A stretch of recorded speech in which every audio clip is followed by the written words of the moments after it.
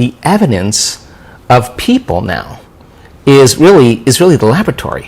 So then, what's the side effect of a person then who begins to make significant changes in just mastering that formula? Well, the side effect is a remission from a health condition. So we have seen, not once, not twice, more than twice, blind people.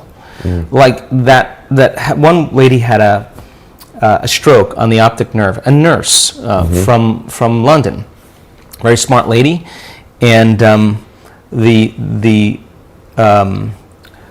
lesion was on the optic nerve, and it created a blind spot in her visual field from 6 o'clock to 9 o'clock. So she can't see anything there, and so she lost her license. She has her own company. She couldn't read emails, and sooner or later your brain accommodates a little bit, but not fully. And so the typical prognosis with a stroke when there's neurological damage is that if your brain doesn't recover within 2 weeks, it's going to stay the same and slowly get worse. So she has great relationships with all the physicians, and they all said, yeah, you're going to have to learn to live with it. And believe it or not, one doctor said, hey, why don't you try going to this event? And this nurses are practical people. I mean, they are super practical people. And you want to get a good doctor, ask a nurse, right? Sure. And they're just very, very practical. So she did the online course, she did both the courses, she read all the books, she did all the meditations, and she came to the event with the intention of learning how to live with her condition. It didn't occur to her fully that she could heal it. And she went because she wanted to start a nonprofit to help people. Wow. So she went with a doctor that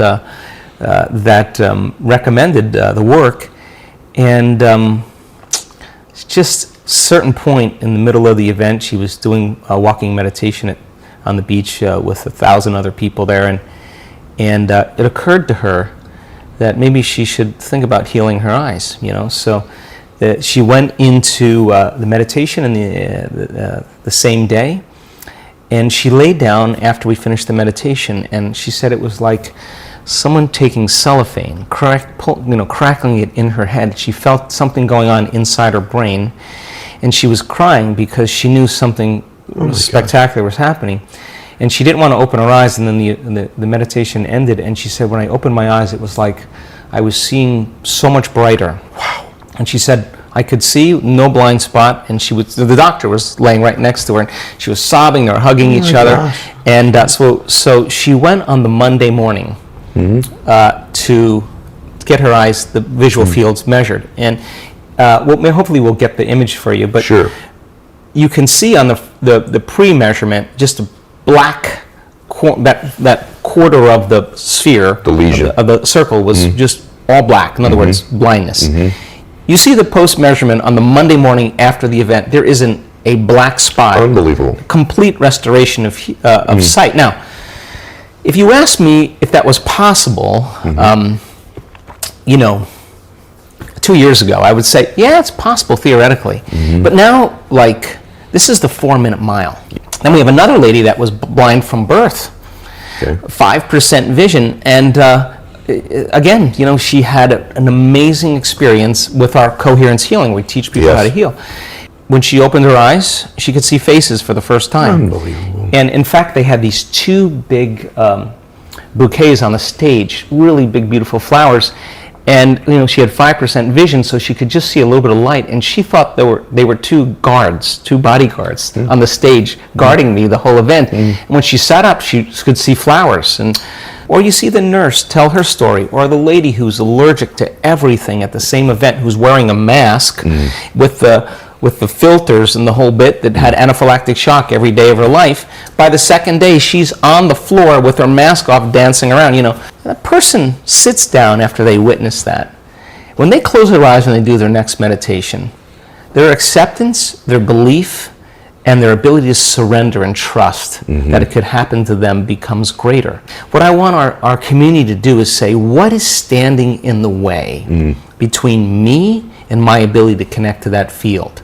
Because I want to eliminate every belief, every emotion, every past, whatever. I want to remove all of those veils. Why am I doing this? Because I want to get so good at this. We have some MIT researchers that are going to organize all the data. 50%.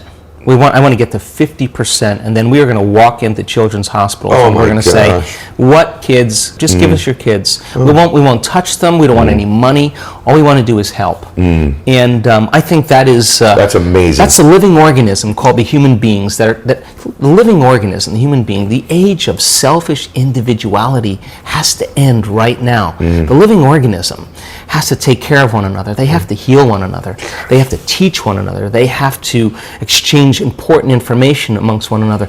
They have to shine for one another, not to be outstanding and competitive, but to show others that they can shine. That's the only way we're going to make our way out of this mess. Oh my gosh. My favorite things that I've ever had said here, just so you know. Because the application of this is beyond just someone going from 5% vision to 95% vision. The application of this in humanity and consciousness, as you've just described there at the end, is what really I'm hearing and seeing all of that. That's what fascinates me. And I must say to you that, we all agree that certainly our thoughts can make us unhealthy. So if that is true, there's got to be a way that the mind and the heart can be able to heal the body as well. And I'm fascinated by the study of epigenetics, and what you've just covered here it's a whole new level. I love what you said. We've poked a hole. It's the 4-minute mile. But the reason it's the 4-minute mile is because once the 4-minute mile was broken, 2 weeks later everybody was breaking it because it was a new belief. It's a new level of consciousness. Yep. So the evidence of all these amazing healings, and not only just healings, people are creating new jobs, new opportunities, new relationships, new mystical experiences that transcend language, where you just can't be Ed anymore. You know too much after that. That's the unknown, right? So in order for you to really begin to explore the unknown aspect of yourself, you got to learn how to get beyond the known aspect of yourself. And if you keep coming back to the known, you're going to miss out on the unknown. So you would say, well, I don't know anything in the unknown. Of course, it's the unknown. And if you try to control it there, you're back to the known. If you try to predict it, you're back to the known. So you got to go through this trial and error of just kind of refining your attention, refining your ability. And it's just got to be something like playing tennis or playing golf or doing martial arts or working out or crocheting or dancing the salsa. You just got to keep going, man. In the beginning, it's tedious. And then when you start finding your groove, like our community, they don't miss their morning meditations. You know why? Because the magic is happening, and they know if they miss it, they're gonna cut off from the magic. So they, whether they're tired, whether they're hungover, whether they're in. And if you wake up in the morning and you can't get your butt out of bed, you know what that means? It just means you can predict the feeling of everything that's going to happen in your life. And the body's resigned. So then, when you went on a school trip when you were a kid, you woke up before your parents because you knew something new was going to happen. That's the body going, wake up. It's something unexpected is going to happen. What happened to us, right? Christmas Day.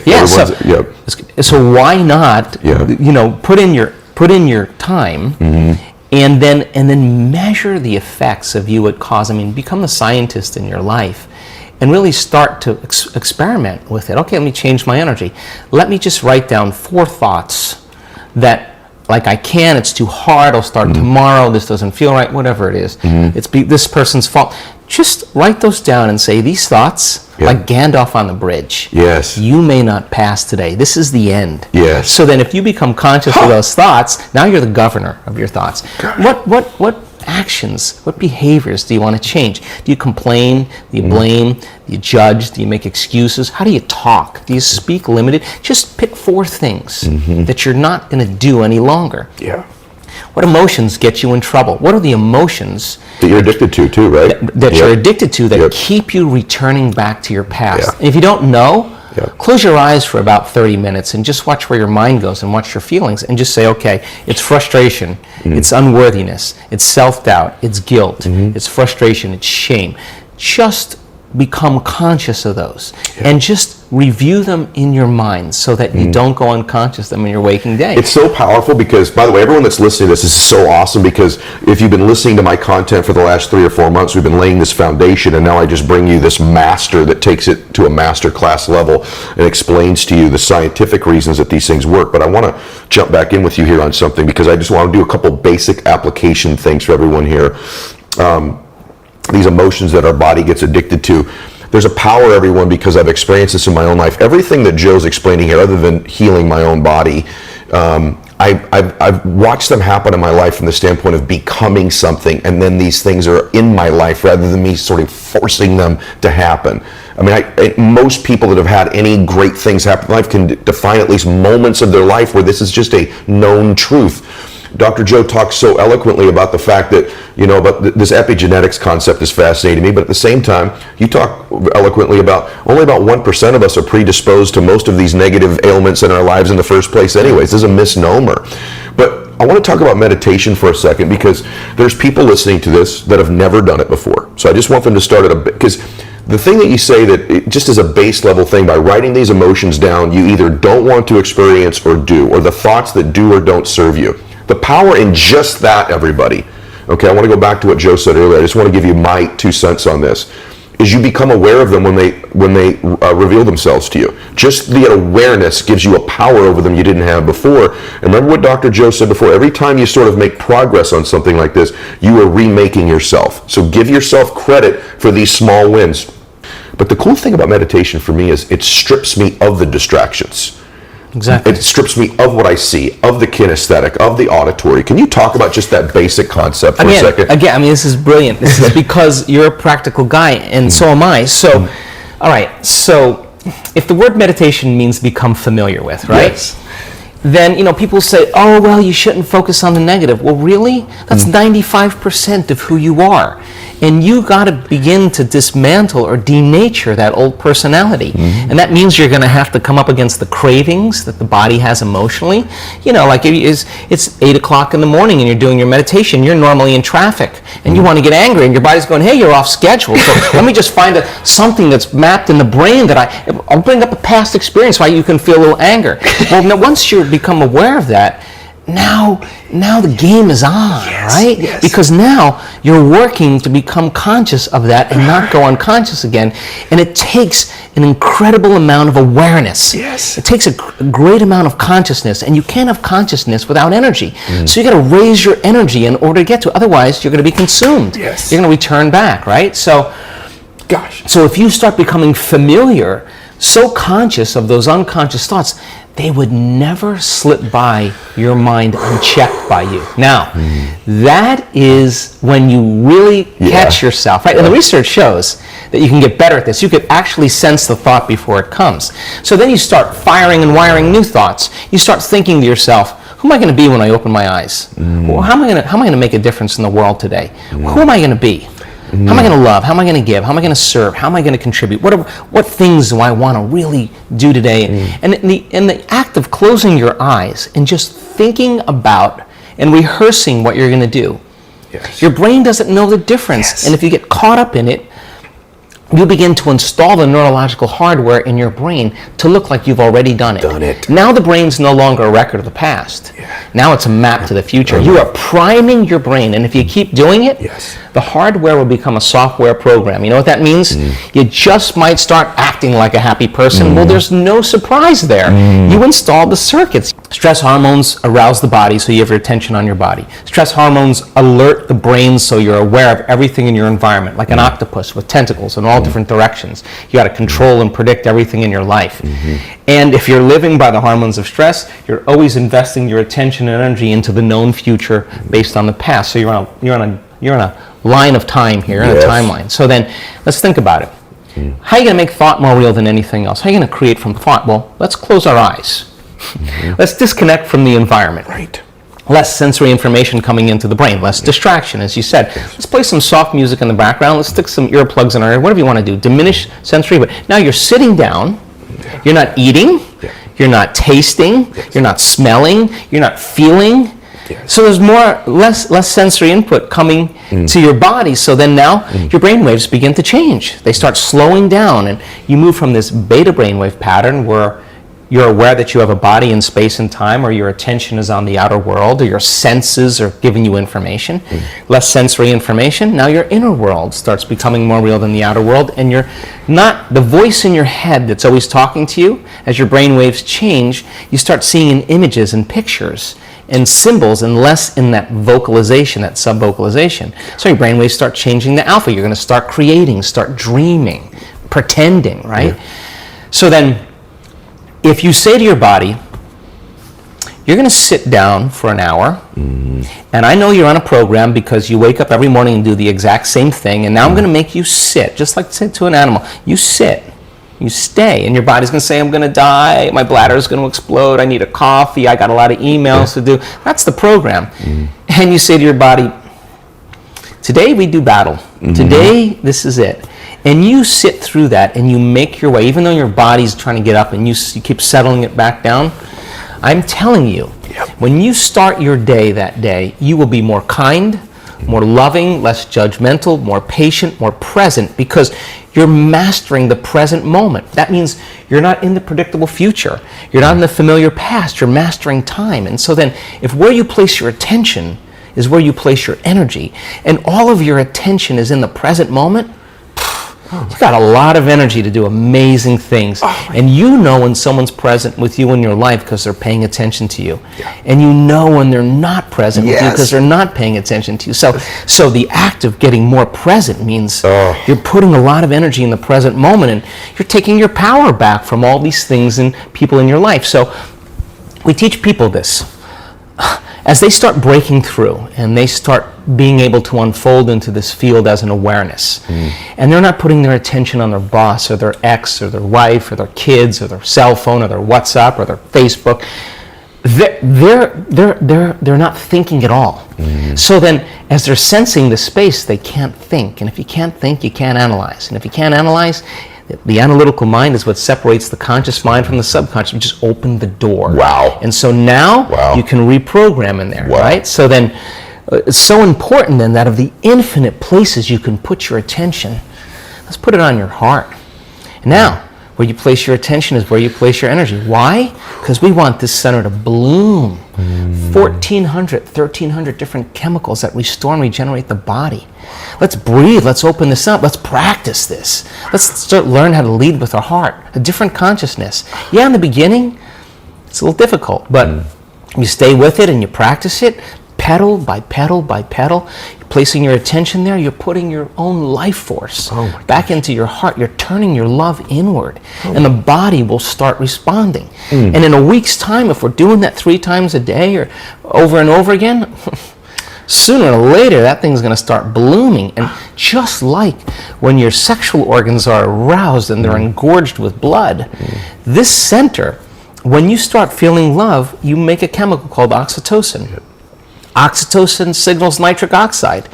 Nitric oxide signals a chemical called derived endothelial relaxing factor. You know what that is? It causes the arteries in your heart to literally open up. So your heart is going to be filled with blood and oxygen and nutrients. It's physiological. It's going to feel full. You're going to have a heart-on, in a sense. Your heart is going to fill, right? And when that happens, you experience a level of love that passes all understanding. Your cup runneth over. I mean, it is, and people they're sobbing because they realize that this center finally, like a child. So then, back to your question, let's demystify meditation, because it has so many stigmas around it. Close your eyes. Retreat from your life. Disconnect from your body. Disconnect from your environment. Disconnect from your schedule, and just give yourself an hour or 45 minutes or 20 minutes, because when you invest in yourself, you invest in your future.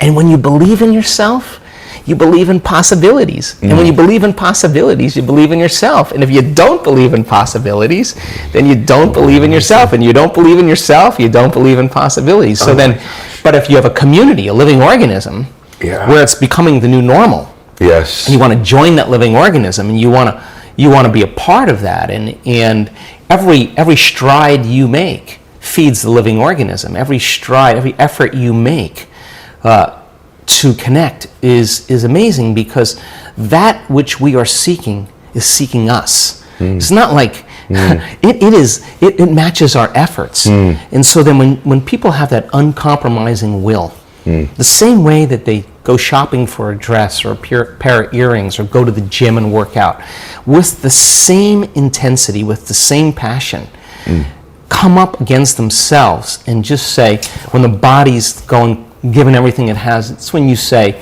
that's all you got? That's it? That's all you're going to put out? I'm ready. Wow. And so then when you start overcoming that, the side effect of it is that all of a sudden you're happy for no reason.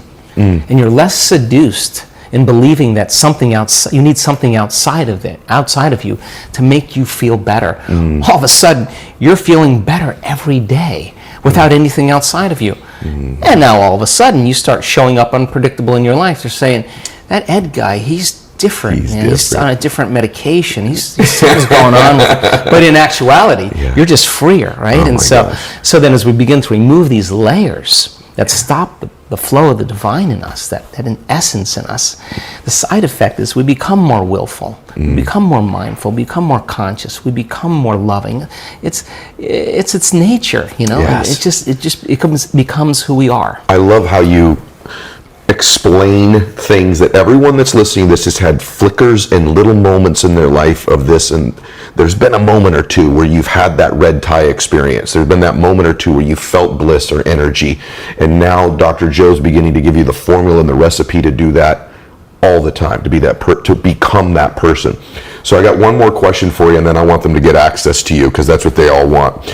I have 3,000 more questions for you, but in the interest of respecting your time, we've talked a lot about, and I'd be remiss if I didn't ask you this, because I know people say, I wish you would have asked him this, because the first time I didn't ask you this. You talk a lot about becoming that child again, and I think there's a lot of parents listening to this. And so I've read a little bit about your work about children from 0 to 6 are sort of in theta state most of the time, and then alpha from like 8 to 12. But if I were a parent, how does Dr. Joe's work apply, and how can I implement it as a parent so that perhaps my child doesn't have all of these negative emotions that their body is addicted to by the time they find themselves at 35 years old running the software program of their life? So how would I help my children? So I have 3 kids, and I've raised my kids with these principles, and I think there are critical periods, Ed, where certain information is more understood, and certain periods where you can really advance a teaching or an understanding. But children, you know, their first 6 years of their life, they're very suggestible to information, and their brainwaves are just in a slower pattern, so they don't have any critical facilities or analytical facilities. So big boys don't cry, little girls should be seen and not heard, money is the root of all evil, God is mad at you, you're going to go to hell. So kids just take that all in without any filter, and that becomes the foundation of their personality and their identity. Then you throw in parents. They're 95% of the time running unconscious programs. Well, children have mirror neurons, and mirror neurons emulate behavior. So when you were feeding your kids when they were young, you took that spoon and you went like this. You didn't know you were doing that, but you were doing that, and they were watching you and you were watching them, and they were turning on the same circuits in their brain that you were turning on, just so they could model the behavior. So then you can't say to the kid, stop being an emotional basket case, because they're not listening to anything you're saying. They're observing behavior. So when a lioness takes her cubs out to hunt, they sit and they watch her. And when they're watching her, she's priming their brain. They're actually going to emulate her behavior. So as they start observing her, they start turning on the same circuits they will when they hunt. So they start imprinting it, right? So then with children then, I call it the fast path to enlightenment, because if you want to raise a great kid, you got to be the example. And so you know, there's certain principles with children in certain critical periods. You don't tell your kids when they're 4 years old, you create your reality fix this, you know. They're not ready for that. But there are certain things at certain periods of time that are really healthy. And teaching children how to shorten the refractory period of their emotional reactions is so important. And simple things like a trampoline is a great way when a kid is upset. Just change their state. Let's go. Yeah, let's go. Okay. And they jump, and you jump with them. 10 minutes later, it's gone. Isn't that true? And so then you're teaching them that kind of emotional intelligence. Gotcha. Parents need to know that it's so important to understand to never rationalize with your kid when they're emotional. Why? Because do you want to hear anything when you're emotional, or do you want to be left alone? Because no new information can enter their nervous system that is not equal to the emotion that they're experiencing. Wow. It's not relevant. Wow. So then getting them past their emotional state and teaching them how to shorten their refractory period, and then timing. Okay. When they start getting ready for bed, and it's getting loving, and it's getting quiet, and they're settling down, get in bed with them, and you lay there and you say, you know, I had a tough day today. I've been working on my frustration, you know, and I didn't do very well today. I got angry at a few points.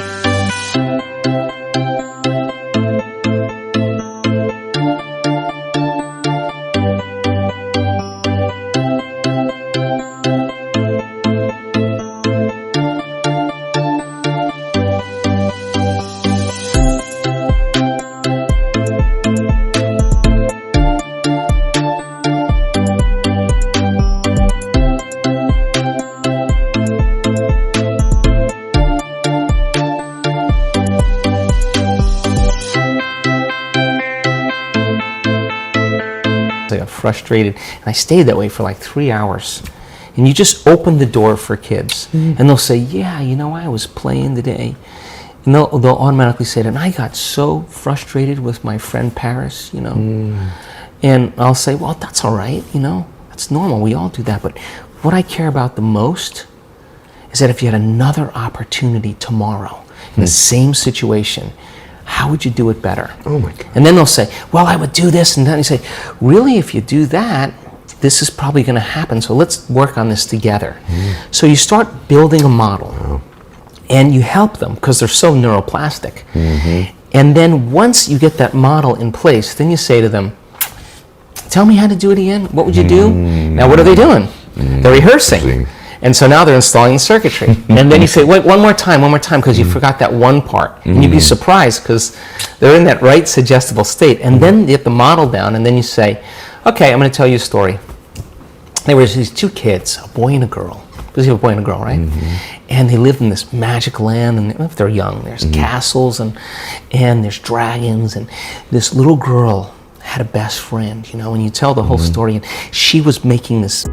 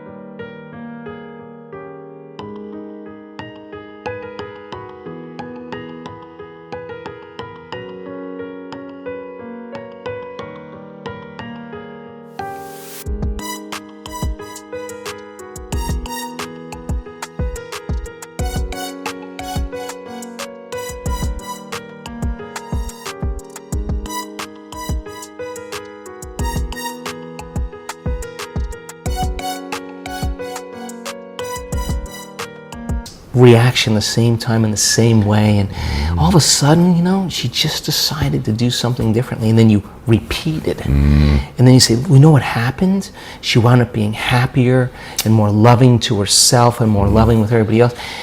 And then, you know, your kids will go, was that me? And you say, I don't know, was it? So then you're planting the seed. Being in your company and listening to you again today, I'm just so grateful for you. Oh, thank you. I'm so blown away by you. You're such an extraordinary man. And I know everybody listening to this or watching it has the same sense I do. We're just so grateful you exist. And I love you. So, but I want people